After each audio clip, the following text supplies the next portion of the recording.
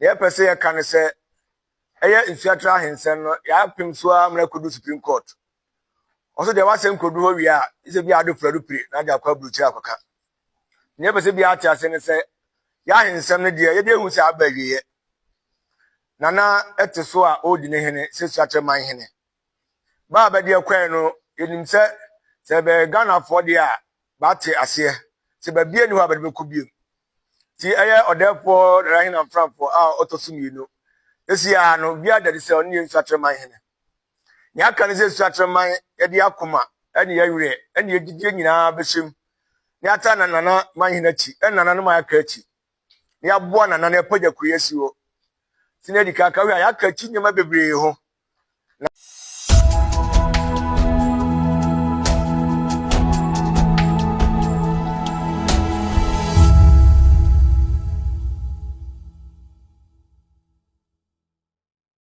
Abusuan Chebia na Nsuate Traditional Council ede wo makosem ebeto Ghana fo nyina enim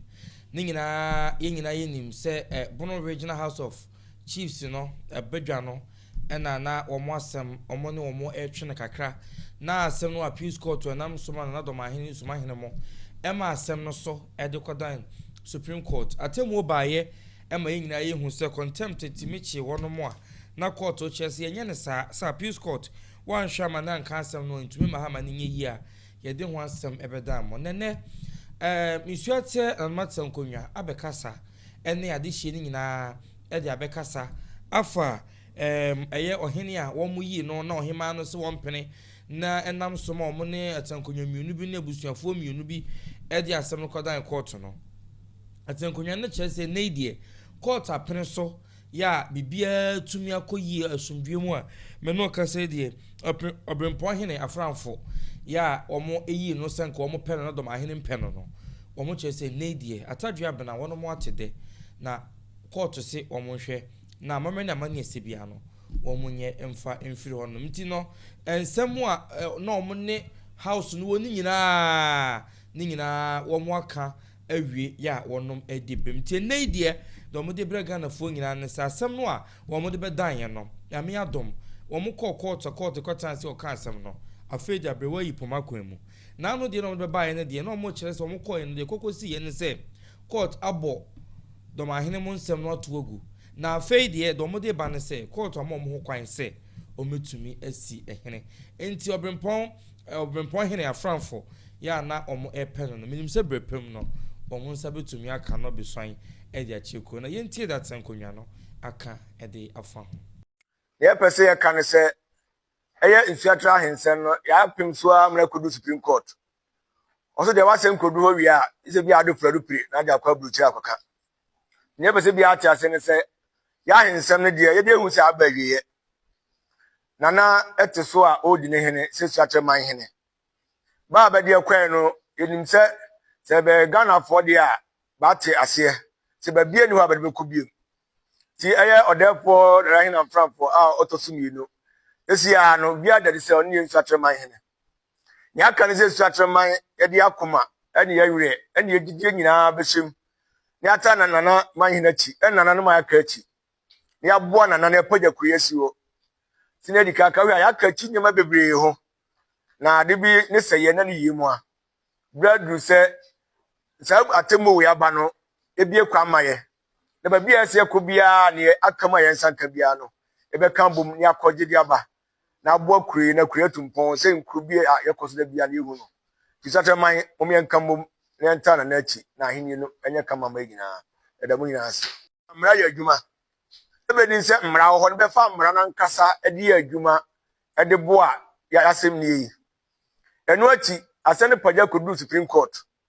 be kire se Ghana mra no kunini nya ho no be kire ba kire se Ghana ha mra ha na mra nso ya adwuma ti Nsuate Traditional Council ade odefo ina Frankfurt Nsuate manyina eda obia ne ho ba mu ebeboa ma asem ye boko ya adwuma na ba ma no kure adadi na atentene ne nso akọ ama Nsuate man ye de obi bia nananom bia be ho ba mu Nsuate man fo a be ho gi mu bia mo de boaye e ma asasemi akoto ni ato no ye de obi ase ye sere nse ni aka ye nka ba mu se be kan ho abu ye pa je kurasi wo eda mu nyina ase wie enti eno na yekotie no nanu achi na asamba said ya isika no defa no onim se obia the emotions eto ho de onimmu de wonimmu abakwasem no kwampo na konwa beto se no ne ye ka de opese koma no no ono so bepe kwan bi obefa so na ono so akara abakwasem se de esitie ebi beka achia no ebi beka ne kwan so a obi anka ema ni ntia ne ho enti abasa no a ye ne yete ha no bi sa no social media no so no ye tena no mo a ne aka de yepe de wote nchen so kwata no aka de ope na afanu mi ni nyina no so no eye de ya obi a wo na chidifo enti obi a chidifo so o se obesi aka na sem no de afa na atankodwa no de asem bia todwa wo kyese opanyini bi de kusi apia kusi pepra na kusi pepra yi no wo mo kyese wa keka nsem bi de afa enkonwa no ho a eni kwan sese bi eburu se bi son eto abonten yenyina yenim se enkonwa no nananom nkonwa mo tete so no ye obi wonom a nananom ye makwan ma ye omoka ye makwan ma ne ba abonten kyese o asumasi akonwa no se ni nti ene ote ha anase akontuo se no tu yekotena hanum tu kotena esawe no okoye ne ade eno de yetumika na mom no akonwa bia so wo ahintasem bia ebata ho a eni ho kwan se eduba bia yeka eno no mo kye se sa opanyini peprai wakoke kansem bia na eni ho kwan se woka nti no omo stress sa niema na ekoso no sa asamba yenhwe na yenyaye wo kye se wimpo no no mo ko kan nyina no jiso mo yamamre na manye bi de bata ho ansa na wo mo asire nkonwa no se san sim sa etumi ato abonten yente de eto ahene esi ahene fo na de hye ne bi so kan ya hye mu ha na enye dede kwams ni bire adehye ene nananom a omo bo echidom se yemra na yemmeda nsem bi adi emfa nkyere ahensem nhyaase ni enim se nananom asi ahenefo ene nana suama kese ne anya na ye adehye no na ye bo chidom keke a ni egina ndwakire ye bo kontine ehwe na nsem bi ni na social media a obi a ye fe ne kusi pepra ese osofo de na ono ne ekokan asama eni kwanse eko social media empo fitiam kura na enko ho enkodwa darim na eka na chiame kura no wo mo bo sadi no a na omo ho popo de yenka wakoka ne social media na che se ode adesesem na ebom enunti ma adehye ya bonto a sabri ye ha na ede ne me kire de me kire nyina ne se saa de ban na okan e wom se nsu atre wo abakosem de ye wo hintasem so wo ho enunti eduba bi omo se ye nkire nsu atre ase nsu atre ye fa commentary na nsu atre wo abakosem pa na mbom saa hintasem no ne akochoko ho na hintasem no kan konwa no ho enti sa ukoka saa asem no a na waka konwa ni nyina ho asem waka nananom a omanya mu ba bi ko ho asem enti okaye no soso no de ama ye odie kese aba ne se wa appropriate saa adeban no ama ono ne ho se empo saa de no wo mo ho omreko a enye no pre na eno enanchen bronisi wa desecrate ye nkonwa sem edikan nananom nkonwa fie so ho atesesam noma atesesam kwana befa so ye omo noma amamra ne amane kwan so ewo ho nkonwa ewo ho sikantia ne de kika ho nyina gu pramakase no so ewo nkonwa danim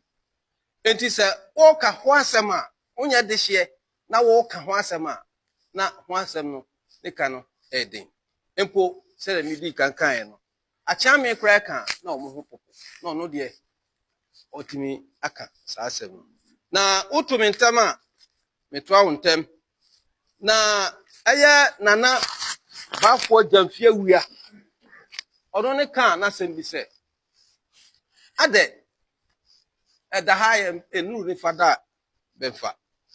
na mom we de kwambia so enu ni fada de na mo ye be pɔ no ho na sabi aduasa ukobu aburo fi wuram de ba fi a mpotiwa no de obohwane na aburo no ne odi begu pata so nti aburo mpotiwa no de ye behwane bi ene san yesi efu na wan no ana eka ho se wotimi aka se saa de ba no ye omode a ewo omo ho a wo mreko a eni wo mo ho na nya omo so dia so a ene na ye obi ka ye obi kire na ansa na no medical acheche niema bi ani so ama obi a ehu de ekọ ehu amamre ne amane a ye nsu atre na minim se ya kan amamre so ni friend procreation no ejina abosu mienu so abosu edikan eye moja de atoso ye sunsum moja na ye na abusuam na sunsum no ye eja abusuam na akora bia ye be wo na to eye akanmamu ha eye meka kan a na me hwe a kire bono asante ene achim ene de keka ho ye wo to ho pe wo dwumadie bi a ehye wo nsa broni say duties and rights and responsibilities ajafam wo bi wo ho ukokosom all right na mom politically no ana say amayosem kwan so no wo hodren ne wo noma wo ye nyina ewo abusua no side eye na ti di ade a udi ekonam ni nko ajam hu ne sa wi a na me pesa me ka se nana yakusi ofri nsasra so na nsasra so no ewo mu ahoro miensa nsasra so eye kwakubadu asem ne me kan na sa nana yakusi no ne maame ye fe ya pima ya sa ya pima no ono ne sabi aduasa owo nana yakusi kusi asefo omudin no efri omudin no fri saa yakusi no enfri kraso saa yakusi no ofri kraso ofri nsasere so na mekansi so bia se saa yakusi otoso 9 ana se nkron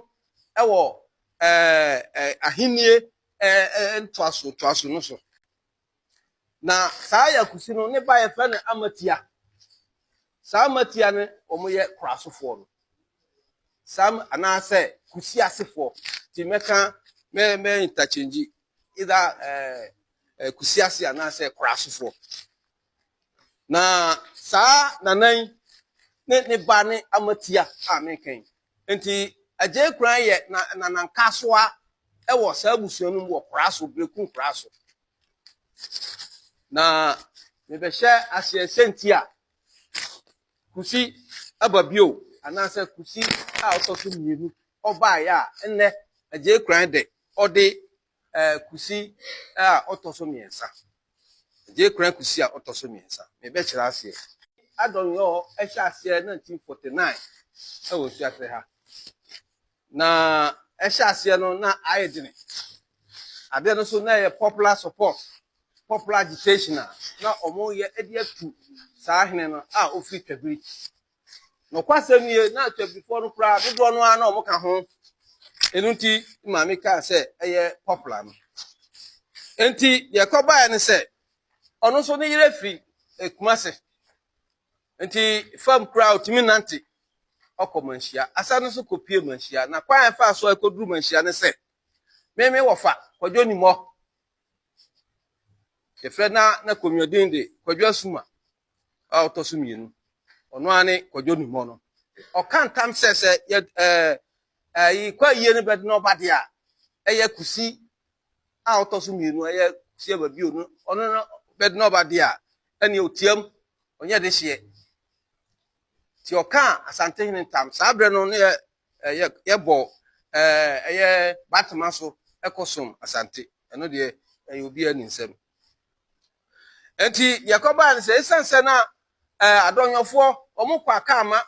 Omo complain no na omo tabumafo a. Enti de ekoba ya ne se eye Nana Kofi Antepim na oye jasini na ono so na bibi woni nsem pa. Enti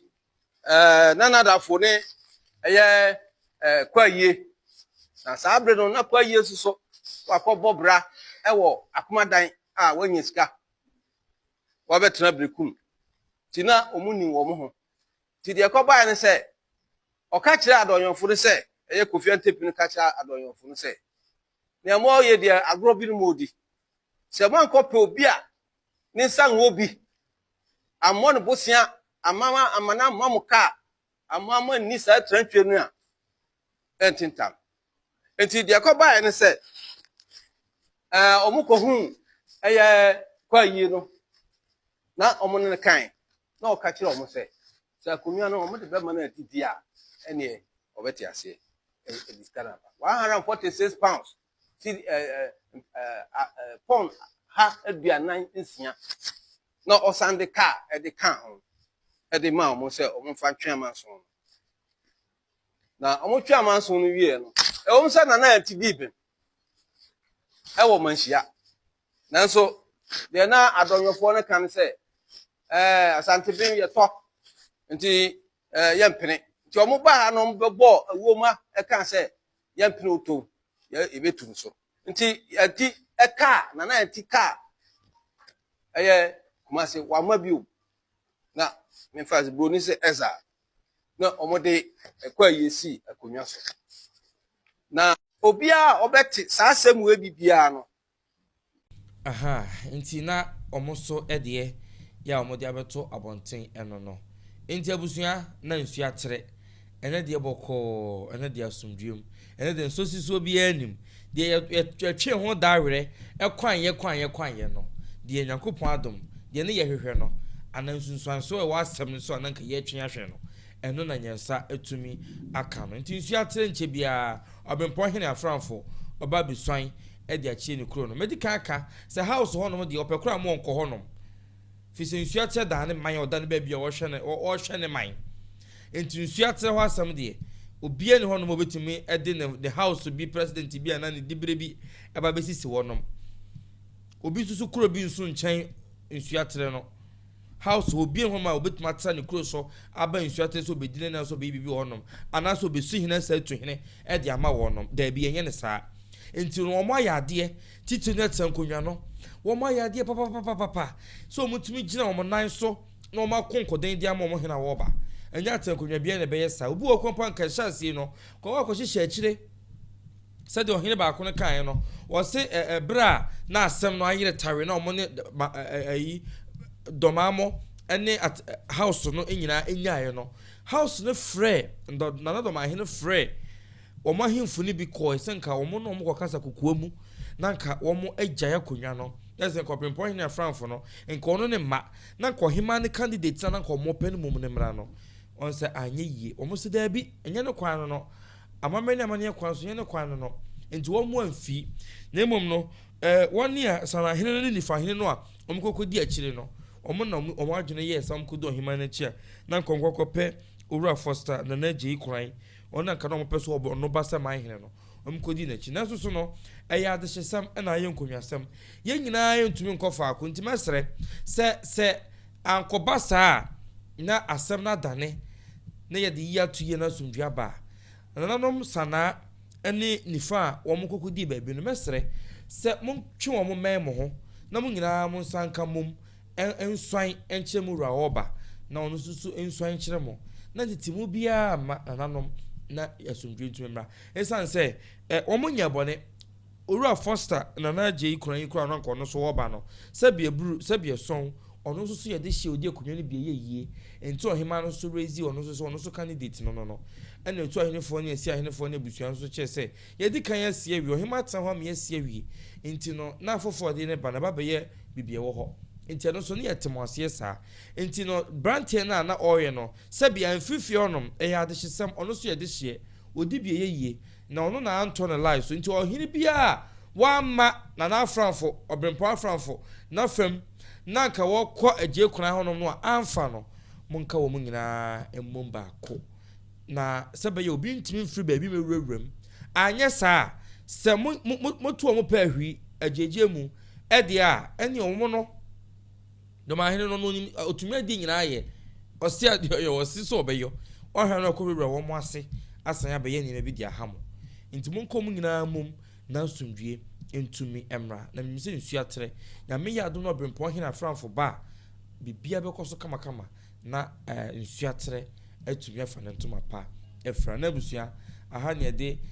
nsu atere update ne bebro fi day 1 ye o masem to form no ye di akire saa nti no de akwa wie no so no na etwa se ye de ebebre wo na wa ma na wa mechire ma me nansi eche se do wasa kapoma no wanwam no nti na sei na etie yakopon so mfa na ye asuama kese ekra nsi mechi nsu atere ma hema sa sundue atumi aba na bibia wom se de no open na maso de na nso so omunyina ye na de hye de megidi se de tie bia no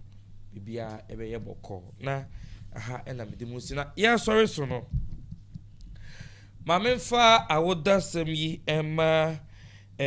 Jaba Fred happy birthday enko Emma Jaba Fred owa komadan Scalp Pharmacy ya eben NDC office no we efro no ankasa ne papa Bretuba na nakosie J Santi Junior ono na erishe ne doba ne bibia Jaba Fred osi yakopon emma no enkwatenten ya wo ahodin ewom na onyima ye panyimpa ma na nanum nyina emeto no neni ne nkwa enso so eme enti Fred said o papa na akwasi J Asante Junior esi ereshow ene enono sa so na mereshe miankasa madie nyina menua ba mtwotwomutwo bibia a happy birthday ene nananum so da busua nyina yese yereshe ma mesewa o ye hairdresser ewo kronom chase eho na owo happy glorious birthday menua ba yakopon onye okese onyumfa dum nkwa dum mpegyaw onye okese kopem so be ye kese pa na me wofa so enyim ye panyimpa ai na omehwe ne wofa so na bibia ntumi enye kama nti no ma mesewa yakopon hya no ne onye okese abusua ha ena medemu esi midin dia tesem ne kwaku bepem ebesenhia makram